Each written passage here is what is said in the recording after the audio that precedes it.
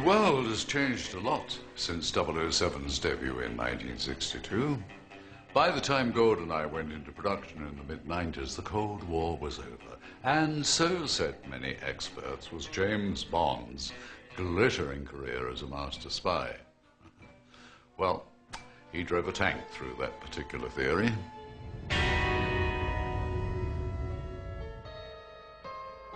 Eine Revolution auf deutschem Boden. When the Cold War ended, a lot of people thought spy stories were finished. And I imagine that the Bond producers must have been a bit worried and must have wondered, you know, whether they could carry on. In London, April's a spring month. Oh, yeah? What are you, the weatherman? If I'm crying out loud, another stiff-ass Brit. Your secret codes and your passwords. One of these days, you guys are going to learn just to drop it. There was a real question about the relevancy of someone like James Bond in the world. And we had to confront that directly. You don't like me, Bond. You don't like my methods. You think I'm an accountant. A bean counter, more interested in my numbers than your instincts. The thought had occurred to me. Everyone in the film, villains and even his own team, were taking a poke at James Bond. They were really questioning him. Good. Because I think you're a sexist, misogynist dinosaur. A relic of the Cold War. So he wasn't seen as this superhuman anymore. And Robbie Coltrane's character would, like, take the mick out of Bond a bit. James Bond. Charming, sophisticated secret agent. Shaken but not disturbed. It could have had a weakening effect, I suppose, except that then, you know, immediately after he's been put down a bit, he's doing something utterly fantastically courageous and daring.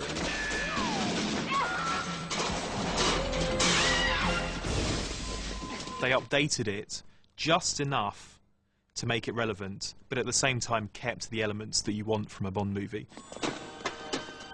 And I think Pierce Brosnan is a great Bond to have at the moment. I really, truly believe that Pierce is the best Bond, and I'm not just saying that. And you absolutely believe that he could be a spy. He can do a lot of the physical stuff, so that's not even asking people to suspend belief. It is Bond back with a bang. And you voted 007 creating havoc behind the wheel of a tank in St. Petersburg as best ever Bond moment #4. GoldenEye was the first Bond film for 6 years, and all the diehards had come along and sort of taken what would traditionally be the Bond ground. So this was the attempt to really show they were still there. The scene definitely showed that they could still, you know, carry off a big stunt. First time I saw that amazing tank chase was at the premiere. You think, how on earth would I, if I was a director, how on earth would I even begin to do that? Or shoot that? Down the alley! I've seen lots of car chases and lots of helicopter chases and lots of motorbike chases and boat chases, but I can't remember too many other tank chases. Definitely not.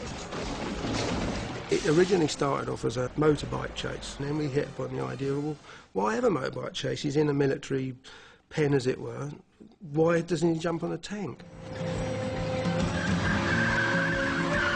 The idea of putting James Bond into a tank is fantastic. A tank can do pretty well anything. It's hard to destroy a tank, so... And tanks are slightly better than cars because they go through walls, right?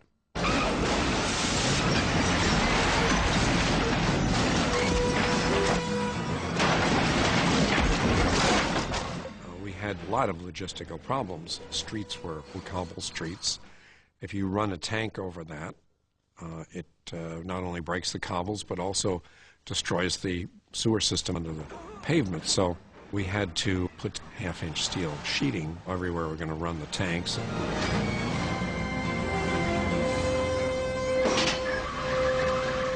On top of that, we had to then put paving stones and build the street. So there was a lot of logistics involved in that.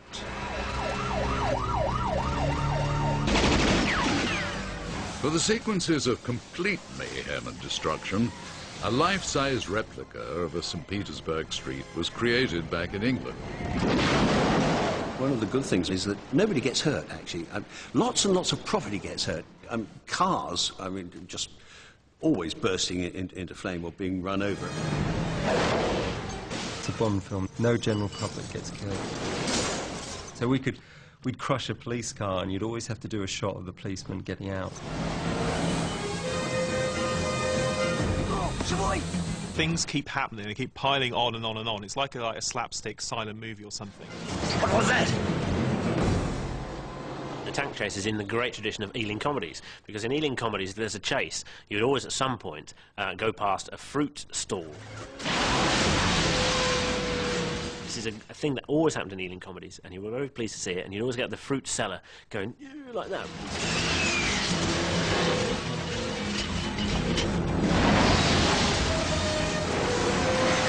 At that point, it was the most expensive Bond sequence ever or something, and it needed to be. That is money well spent, because Bond needed to say in GoldenEye, we can deliver the goods.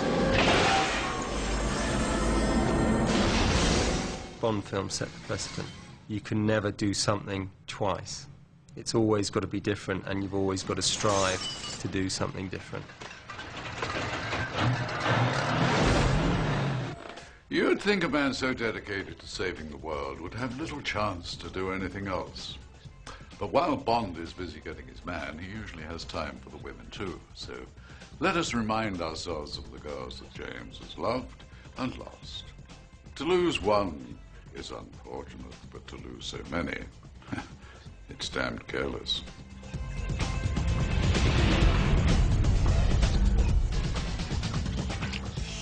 Oh, I enjoy a spirited ride as much as the next girl. This bed feels like a cage. Somebody's gonna have my ass. I'll just go and put some clothes on. I don't go to any trouble. Would you like it harder? James.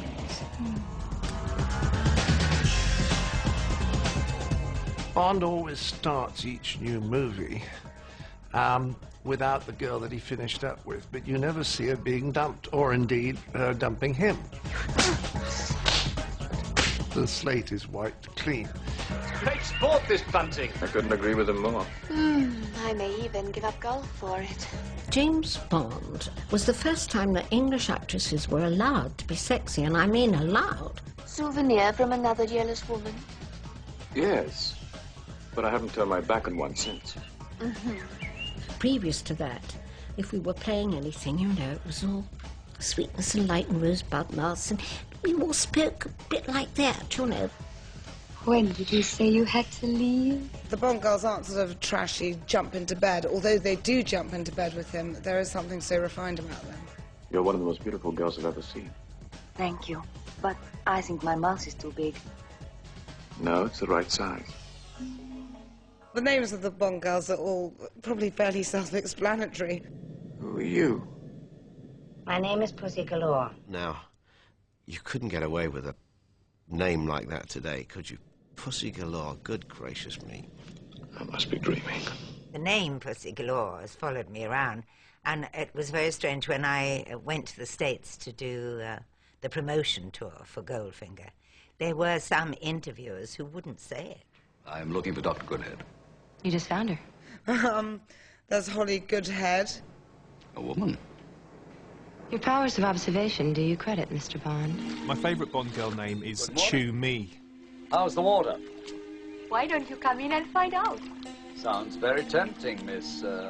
Chew Me. You're just asking for it if you're going to say that name to Roger Moore. You know, the eyebrow goes up. Really? Well, there's only one small problem. I have no swimming trunks. Neither have I.